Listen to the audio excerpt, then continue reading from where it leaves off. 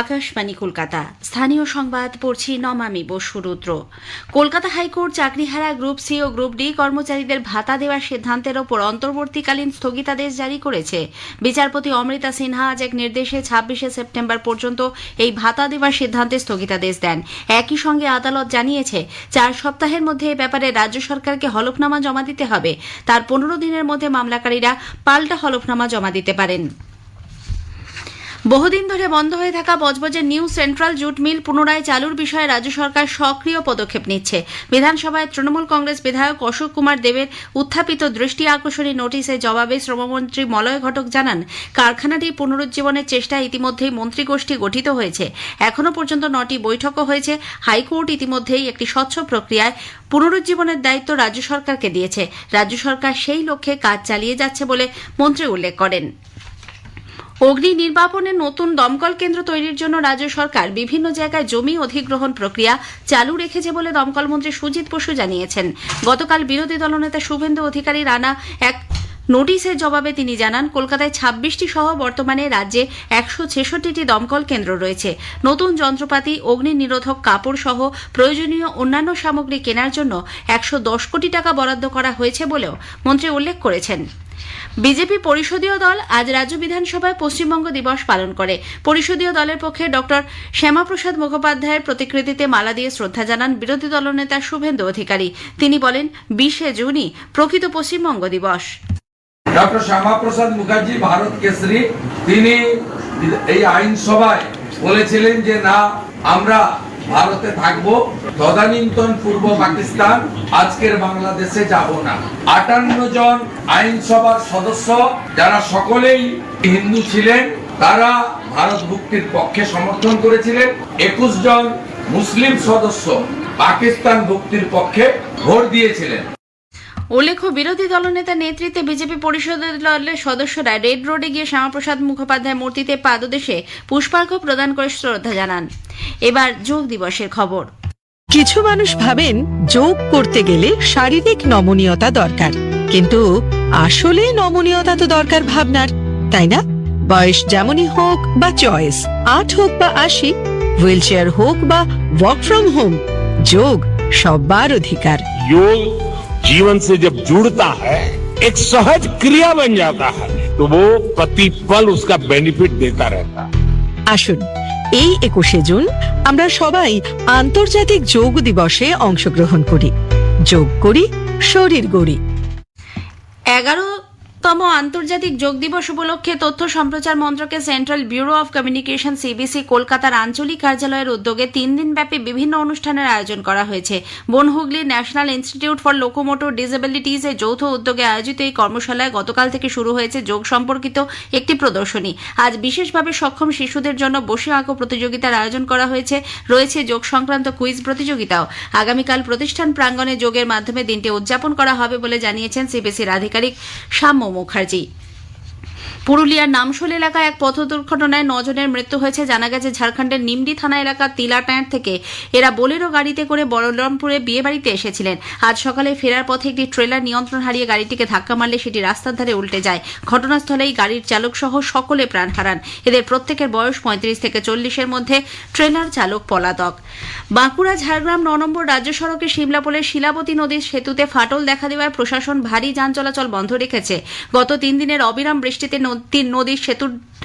নদীর জল সেতুর ওপর দিয়ে বইতে থাকায় বুধবার রাত থেকেই বন্ধ ছিল যান চলাচল। আজ জল নামলেও সেতুতে ফাটল দেখা দেওয়ায় বন্ধ রয়েছে সেতুর ওপর দিয়ে যাতায়াত। টানা ৪ দিনের বৃষ্টিতে পুরুলিয়া শহরের ১৬ নম্বর ওয়ার্ডে প্রচুর বাড়ি সম্পূর্ণভাবে জলমগ্ন। বাসিন্দাদের উদ্ধারে নামাতে হয়েছে ডিজাস্টার ম্যানেজমেন্ট দলকে। এখনও পর্যন্ত ৫০ জনেরও বেশি বাসিন্দাকে উদ্ধার করা হয়েছে। প্রধানমন্ত্রী নরেন্দ্র মোদী আজ বিহার ওড়িশায় একগুচ্ছ প্রকল্পের উদ্বোধন ও শিলান্যাস করবেন। কলকাতা হাইকোর্ট চাকরিহারা গ্রুপ সি ও গ্রুপ ডি কর্মীদের ভাতা দেওয়ার রাজ্য সরকারের সিদ্ধান্তের ওপর ২৬শে সেপ্টেম্বর পর্যন্ত স্থগিতাদেশ জারি করেছে। আদালত রাজ্য সরকারকে এ বিষয়ে ৪ সপ্তাহের মধ্যে হলফনামা পেশের নির্দেশ দিয়েছে। পশ্চিম এশিয়ায় উত্তেজনা অবিলম্বে প্রশমনের লক্ষ্যে ইরানের বিদেশমন্ত্রী আজ জেনেভায় জার্মানি, ফ্রান্স ও ব্রিটেনের বিদেশমন্ত্রীদের সঙ্গে বৈঠকে বসতে চলেছেন। রাশিয়া বলেছে, ইরান ইসরায়েল সংঘাতে মার্কিন যুক্তরাষ্ট্র সামরিক হস্তক্ষেপ করলে তা হবে এক বিপজ্জনক পদক্ষেপ এবং তার পরিণতি কতটা খারাপ হতে পারে তা অনুমান করা অসম্ভব। এদিকে আজও ইরান ইসরায়েলের মধ্যে ক্ষেপণাস্ত্রের লড়াই চলছে। পুরুলিয়ায় আজ সকালে এক সড়ক দুর্ঘটনায় বিয়েবাড়ি ফেরত 9 বরযাত্রীর মৃত্যু হয়েছে। ভারত ও ইংল্যান্ডের মধ্যে 5 ম্যাচের টেস্ট সিরিজ তেন্ডুলকর অ্যান্ডারসন ট্রফির প্রথম টেস্ট আজ হেডিংলিতে শুরু হচ্ছে। আসছে বিস্তারিত খবরে। প্রধানমন্ত্রী নরেন্দ্র মোদী আজ বিহারের সিওয়ানে প্রায় 6,000 কোটি টাকার একাধিক উন্নয়নমূলক প্রকল্পের উদ্বোধন ও শিলান্যাস করবেন। এর মধ্যে রয়েছে নগরোন্নয়ন, সেচ ও নিকাশি, পিএম আবাস যোজনা, রেল এবং বিদ্যুৎ পরিকাঠামো সংক্রান্ত নানা প্রকল্প। প্রধানমন্ত্রী এক জনসভাতেও ভাষণ দেবেন। আকাশবাণীর সংবাদদাতা জানাচ্ছেন, স্বচ্ছ নির্মল গঙ্গা কর্মসূচিকে আরও জোরদার করতে পাটনা ও সংলগ্ন এলাকা ব্যবহৃত জল গঙ্গায় মেশার আগেই শোধন করার উদ্যোগ নেওয়া হয়েছে। এইমাত্র খবর পাওয়া গেল বিহারে প্রধানমন্ত্রী তার উন্নয়নমূলক প্রকল্পের উদ্বোধনের কাজ শুরু করেছেন। প্রধানমন্ত্রী দেউরিয়া হাজিপুরের মধ্যে নতুন রেললাইনের সূচনা করছেন। যাত্রা শুরুর সংকেত দিচ্ছেন পাটলিপুত্র থেকে গোরখপুরের মধ্যে চলাচলকারী বন্দে ভারত এক্সপ্রেসেরও। প্রধানমন্ত্রীর এই সফরকে ঘিরে জনগণের মধ্যে উচ্ছ্বাস চোখে পড়ছে। এরপর প্রধানমন্ত্রী এক জনসভায় ভাষণ দেবেন। উল্লেখ্য, প্রধানমন্ত্রী মোদীর 2 দিনের 3 রাজ্য সফর আজ শুরু হয়েছে। প্রধানমন্ত্রী আজ অপরাহ্নে ওড়িশায় পৌঁছানোর কথা। ভুবনেশ্বরের জনতা ময়দানে মুখ্যমন্ত্রী মোহন চরণ মাঝি নেতৃত্বাধীন রাজ্যের প্রথম বিজেপি সরকারের 1 বছর পূর্তি উপলক্ষে আয়োজিত অনুষ্ঠানে যোগ দেবেন। রাজ্যের 18,600 কোটি টাকা মূল্যের একাধিক উন্নয়নমূলক প্রকল্পের উদ্বোধন ও শিলান্যাস করবেন তিনি। এর মধ্যে রয়েছে পানীয় জল, সেচ, কৃষি, স্বাস্থ্য পরিকাঠামো, গ্রামীণ রাস্তা ও সেতু, জাতীয় সড়কের কিছু শাখা এবং রেলের বেশ কিছু প্রকল্প। সূচনা হবে 100টি বৈদ্যুতিক বাস পরিষেবার। শ্রী মোদী ওড়িশার ভিশন ডকুমেন্টও প্রকাশ করবেন। বেশ কয়েকজন কেন্দ্রীয় মন্ত্রী, রাজ্য মন্ত্রিসভার সদস্য, ওড়িশার সাংসদ এবং বিধায়করা, পাশাপাশি রাজ্যের 167টি বিধানসভা ক্ষেত্রের দলীয় কর্মীরা রাজ্য সরকারের বর্ষপূর্তি উপলক্ষে আয়োজিত অনুষ্ঠানে যোগ দেবেন। রাষ্ট্রপতি দ্রৌপদী মুর্মু আজ উত্তরাখণ্ডের দেরাদুনের রাষ্ট্রপতি নিকেতন এবং রাষ্ট্রপতি তপবনের উদ্বোধন করেন। এই মাসের 24 তারিখ থেকে জনসাধারণের জন্য তা উন্মুক্ত করা হবে। রাষ্ট্রপতি এই সফরে একাধিক উন্নয়নমূলক প্রকল্পের ভিত্তিপ্রস্তর স্থাপন করেছেন। শ্রীমতী মুর্মু আজ দৃষ্টি প্রতিবন্ধী ব্যক্তিদের ক্ষমতায়ন সংক্রান্ত জাতীয় প্রতিষ্ঠানের পড়ুয়াদের সামনে ভাষণ দেন। दिव्यांगजनों के जीवन के हर क्षेत्रों में प्रोत्साहित करने के प्रयास समाज द्वारा अवश्य किए जाने चाहिए। आज का युग विज्ञान और तकनीकी का युग है। उन्नत तकनीकी की सहायता से दिव्यांगजन भी मुख्य धारा में अपने योगदान देने में सक्षम हो सकते हैं। मुझे ये जानकर प्रसन्नता हुई है कि इस संस्थान द्वारा समावेशी शिक्षा प्रणाली एवं नवीनतम तकनीकी संसाधनों के माध्यम से विद्यार्थियों के सर्वांगीण विकास पर विशेष बल दिया जा रहा है। এবার যোগ দিবসের খবর। কিছু মানুষ ভাবেন যোগ করতে গেলে শারীরিক নমনীয়তা দরকার, কিন্তু আসলে নমনীয়তা তো দরকার ভাবনার, তাই না? বয়স যেমনই হোক বা চয়েস, 8 হোক বা 80, হুইল চেয়ার হোক বা वॉकिंग হোক, যোগ সবার অধিকার।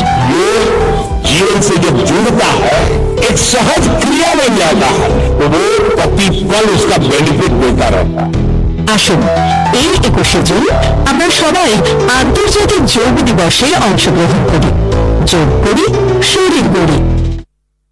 প্রধানমন্ত্রী নরেন্দ্র মোদী আগামীকাল বিশাখাপত্তনমে আয়োজিত 11শ আন্তর্জাতিক যোগ দিবসের মূল অনুষ্ঠানে যোগ দেবেন। ওই অনুষ্ঠানে একই সঙ্গে 5 লক্ষ অংশগ্রহণকারী যোগাভ্যাস করবেন। একই সঙ্গে দেশের 3.5 লক্ষের বেশি জায়গায় যোগ সঙ্গমের আয়োজন করা হয়েছে। উল্লেখ্য, 11শ আন্তর্জাতিক যোগ দিবস উপলক্ষে সংস্কৃতি মন্ত্রক সারা দেশের 100টি আইকনিক পর্যটন স্থল এবং 50টিরও বেশি সাংস্কৃতিক স্থানে যোগচর্চার আয়োজন করেছে। প্রধানমন্ত্রীর উপস্থিতিতে বিশাখাপত্তনমে আয়ুষ মন্ত্রক আয়োজিত মূল কর্মসূচির সঙ্গেই এই অনুষ্ঠান হবে। এদিকে পর্যটন ও সংস্কৃতি মন্ত্রী গজেন্দ্র সিং শেখাওয়াত রাজস্থানের যোধপুরে মেহরানগড় কেল্লায় যোগ অনুশীলনে অংশ নেবেন। আকাশবাণীকে দেওয়া এক একান্ত সাক্ষাৎকারে স্বাধীন দায়িত্বপ্রাপ্ত প্রতিমন্ত্রী প্রতাপ রাও যাদব বলেছেন, যোগ কোনো একদিনের অনুষ্ঠান নয়, যোগ হলো একটি জীবনশৈলী। যোগাভ্যাসকে জীবনযাত্রার অন্তর্ভুক্ত করার জন্য এবং পরিবারের সবাইকে যোগাভ্যাসে উৎসাহিত করার জন্য সকলের প্রতি আবেদন জানিয়েছেন তিনি। योग ये कुछ एक दिन का इवेंट नहीं, योग को अपनी जीवन शैली बनाना चाहिए और हमारे प्रधानमंत्री ने भी यह संदेश दिया है कि योग को अपनी जीवन शैली बनाओ, अपने जीवन में योग को स्थान दो और योग के माध्यम से तंदुरुस्त रहो। आप तो खुद योगा हर रोज करो, योगा के लिए समय दो, लेकिन आपके परिवार में जो भी लोग हो, बुजुर्ग हो, माता बहने हो, बच्चे हो, सभी को योगा करने के लिए प्रवृत्त करें। প্রধানমন্ত্রী নরেন্দ্র মোদী এ মাসের 29 তারিখ আকাশবাণীতে মন কি বাত অনুষ্ঠানে তাঁর চিন্তাভাবনা দেশ বিদেশের মানুষের সঙ্গে ভাগ করে নেবেন। এটি হবে মন কি বাতের 123তম পর্ব। বেলা 11টা থেকে আকাশবাণী এবং দূরদর্শনের সবকটি চ্যানেল এবং news on AIR website, mobile app, প্রধানমন্ত্রীর দপ্তর ও তথ্য সম্প্রচার মন্ত্রকের ওয়েবসাইট ও ইউটিউব চ্যানেলেও মন কি বাত সম্প্রচারিত হবে। হিন্দিতে এই অনুষ্ঠান সম্প্রচারিত হওয়ার পরেই আঞ্চলিক ভাষায় এর তর্জমা শোনা যাবে। এই খবর আপনারা শুনছেন আকাশবাণী কলকাতা কেন্দ্র থেকে। আমাদের সংবাদ শুনতে পাবেন ইউটিউব চ্যানেল আকাশবাণী সংবাদ বাংলা, ফেসবুক ও ইনস্টাগ্রাম আকাশবাণী সংবাদ কলকাতা এবং এক্স হ্যান্ডেল এআইআর নিউজ কলকাতাতে। কলকাতা হাইকোর্ট চাকরিহারা গ্রুপ সি ও গ্রুপ ডি কর্মচারীদের ভাতা দেওয়ার সিদ্ধান্তের ওপর অন্তর্বর্তীকালীন স্থগিতাদেশ জারি করেছে। বিচারপতি অমৃতা সিনহা আজ এক নির্দেশে 26শে সেপ্টেম্বর পর্যন্ত এই ভাতা দেওয়ার সিদ্ধান্তে স্থগিতাদেশ দেন। একই সঙ্গে আদালত জানিয়েছে 4 সপ্তাহের মধ্যে এই ব্যাপারে রাজ্য সরকারকে হলফনামা জমা দিতে হবে। তার 15 দিনের মধ্যে মামলাকারীরা পাল্টা হলফনামা জমা দিতে পারেন। উল্লেখ্য, সুপ্রিম কোর্টের নির্দেশে চাকরিহারা গ্রুপ সি ও গ্রুপ ডি কর্মচারীদের যথাক্রমে 25 ও 20,000 টাকা করে ভাতা দেওয়ার সিদ্ধান্ত নিয়েছিল রাজ্য সরকার। রাজ্যের এই সিদ্ধান্তের বিরোধিতা করে 2016 সালের এসএসসি নিয়োগে যে সমস্ত প্রার্থীরা ওয়েটিং লিস্টে ছিলেন তারা মামলা দায়ের করেন কলকাতা হাইকোর্টে। তাদের বক্তব্য, রাজ্যের এই সিদ্ধান্ত সুপ্রিম কোর্টের রায়ের পরিপন্থী। বিচারপতি অমৃতা সিনহা মামলার শুনানি শেষে গত শুক্রবার রায়দান স্থগিত রেখেছিলেন। পুরুলিয়ার নামশোল এলাকায় এক মর্মান্তিক পথ দুর্ঘটনায় 9 জনের মৃত্যু হয়েছে। জানা গেছে, ঝাড়খণ্ডের নিমতি থানা এলাকা তিলটার থেকে এরা বোলেরো গাড়িতে করে বলরামপুর বিয়ে বাড়ি এসেছিলেন। আজ সকালে ফেরার পথে একটি ট্রেলার নিয়ন্ত্রণ হারিয়ে গাড়িটিকে ধাক্কা মারলে সেটি রাস্তার ধারে উল্টে যায়। ঘটনাস্থলেই গাড়ির চালক সহ সকলে প্রাণ হারান। পশ্চিম এশিয়া উত্তেজনা অবিলম্বে প্রশমনের উদ্দেশ্যে ইরানের বিদেশমন্ত্রী আব্বাস আরাগচি আজ জেনেভায় জার্মানি, ফ্রান্স ও ব্রিটেনের বিদেশমন্ত্রীদের সঙ্গে বৈঠকে বসতে চলেছেন। এই 3 ইউরোপীয় রাষ্ট্রের মন্ত্রী পর্যায়ের প্রতিনিধি দল ইরানের বিদেশমন্ত্রীর সঙ্গে পরমাণু বৈঠকে বসার আগে জেনেভায় জার্মানির স্থায়ী মিশনে ইউরোপীয় ইউনিয়নের শীর্ষস্থানীয় কূটনীতিক কাজা কাল্লাসের সঙ্গে আলোচনা করবেন। অন্যদিকে রাশিয়া বলেছে, ইরানের শাসন ক্ষমতার পরিবর্তন তাদের কাছে গ্রহণযোগ্য নয়। ক্রেমলিনের মুখপাত্র দিমিত্রি পেসকভ বলেন, ইরানের সর্বোচ্চ নেতাকে হত্যা করা হলে একের পর এক অনেক গোপন তথ্য ফাঁস হয়ে যাবে। ইরান ইসরায়েল সংঘাতে মার্কিন যুক্তরাষ্ট্র যাতে সামরিক হস্তক্ষেপ না করে সেজন্য রাশিয়া আমেরিকাকে সতর্ক করে দিয়েছে। রুশ বিদেশ মন্ত্রকের মুখপাত্র আরও বলেছেন, ওয়াশিংটন যদি সামরিক হস্তক্ষেপ করে তাহলে তা অত্যন্ত বিপজ্জনক হবে এবং এর পরিণতি কতটা খারাপ হতে পারে তা বলা অসম্ভব। অন্যদিকে ইসরায়েল ও ইরানের লড়াই আজও চলছে। দক্ষিণ ইসরায়েলে আজ ইরান ক্ষেপণাস্ত্র ছুড়েছে বলে ইসরায়েলি প্রতিরক্ষামন্ত্রী দাবি করেছেন। গতকালও ইরান বিয়ার শেফায় সরোকা হাসপাতাল লক্ষ্য করে ক্ষেপণাস্ত্র ছোড়ে বলে ইসরায়েলি সামরিক বাহিনীর মুখপাত্র জানিয়েছেন। ছত্তিশগড়ের কাটির জেলার আমতলা ও কালাপাত জঙ্গলে নিরাপত্তা বাহিনীর সঙ্গে সংঘর্ষে এক নকশালপন্থী মহিলা প্রাণ হারিয়েছেন। গোপন সূত্রে পাওয়া খবরের ভিত্তিতে যৌথ সুরক্ষা বাহিনী ওই এলাকায় অভিযান শুরু করলে নিরাপত্তা বাহিনী ও নকশালবাদীদের মধ্যে তীব্র গুলি বিনিময় শুরু হয়। ঘটনাস্থল এবং আশপাশ এলাকায় চিরুনি তল্লাশি চলেছে। ভারত ও ইংল্যান্ডের মধ্যে 5 ম্যাচের টেস্ট সিরিজ তেন্ডুলকার অ্যান্ডারসন ট্রফির প্রথম টেস্ট আজ হেডিংলিতে শুরু হচ্ছে। খেলা শুরু হবে ভারতীয় সময় দুপুর 3:30। রবিচন্দ্রন অশ্বিন, রোহিত শর্মা, বিরাট কোহলির অবসর নেওয়ার পর শুভমন গিলের নেতৃত্বে প্রথম টেস্ট সিরিজ খেলতে নামছে ভারত। এই সিরিজ দিয়ে 2025 থেকে 27 চক্রে বিশ্ব টেস্ট চ্যাম্পিয়নশিপ অভিযান শুরু করতে চলেছে ভারতীয় দল। শেষ করার আগে খবরের বিশেষ কিছু অংশ আরও একবার। প্রধানমন্ত্রী নরেন্দ্র মোদী আজ বিহারে একগুচ্ছ উন্নয়নমূলক প্রকল্পের উদ্বোধন ও শিলান্যাস করছেন। সেখান থেকে তিনি যাবেন ওড়িশায়। কলকাতা হাইকোর্ট চাকরিহারা গ্রুপ সি ও গ্রুপ ডি কর্মীদের ভাতা দেওয়ার রাজ্য সরকারের সিদ্ধান্তের ওপর 26শে সেপ্টেম্বর পর্যন্ত স্থগিতাদেশ জারি করেছে। পুরুলিয়ায় আজ সকালে এক সড়ক দুর্ঘটনায় বিয়েবাড়ি ফেরত 9 বরযাত্রীর মৃত্যু হয়েছে। পশ্চিম এশিয়ার উত্তেজনা ও অবিলম্বে প্রশমনের লক্ষ্যে ইরানের বিদেশমন্ত্রী আজ বৈঠকে বসছেন। খবর শেষ হল।